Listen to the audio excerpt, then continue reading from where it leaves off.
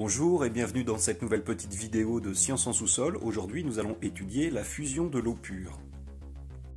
Pour cette expérience, j'ai préparé de la glace d'eau dans un tube à essai. Cette glace est à moins 16,4 degrés Celsius et nous allons la réchauffer en la plaçant dans un bécher qui contient de l'eau liquide à 12,5 degrés Celsius et nous allons mesurer la température au cours du temps. Top, c'est parti!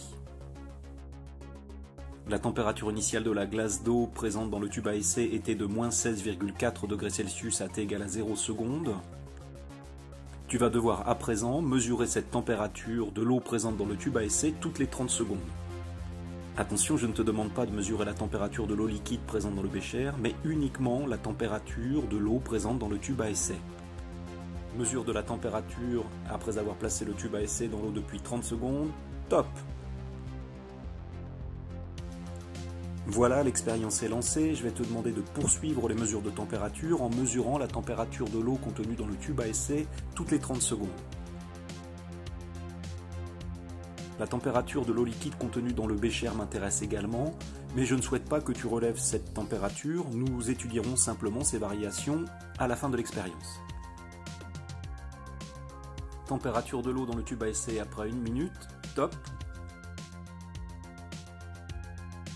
Je vais te laisser poursuivre les mesures de température de l'eau toute seule ou tout seul, mais avant d'aller plus loin, mets peut-être cette vidéo sur pause.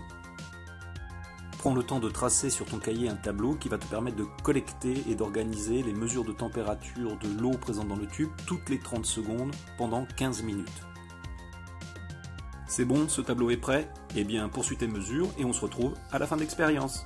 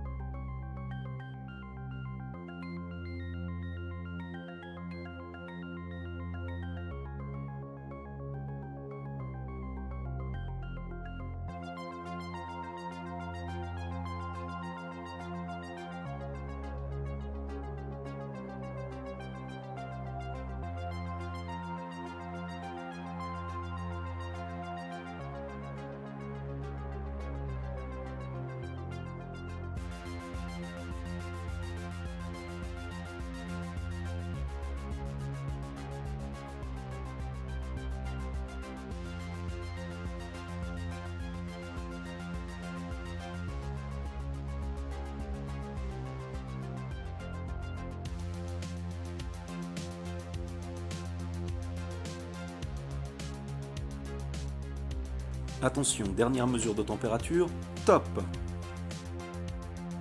Le morceau de glace d'eau s'est totalement transformé en eau liquide et la température finale de l'eau contenue dans le tube est de 8 degrés Celsius et celle présente dans le bécher est de 9,5 degrés Celsius. Voyons à présent ce que nous allons pouvoir faire de ces observations et de ces mesures. Première question, je vais vous demander de tracer la courbe représentant les variations de la température en fonction du temps en utilisant les mesures faites lors de cette expérience. Tu peux t'inspirer du graphique que nous avons réalisé lors de la solidification de l'eau pure. Deuxième question, observez-vous un palier de température lors de la fusion de l'eau pure et si oui, à quelle température? Troisième question, comment varie la température de l'eau placée dans le bécher? Cette eau a-t-elle gagné ou perdu de l'énergie thermique? Justifiez. Quatrième et dernière question, proposez sous forme d'un schéma un bilan présentant le transfert d'énergie thermique qui s'est produit entre le glaçon et l'eau liquide du bécher lors de la fusion. Voilà, bon travail et à bientôt!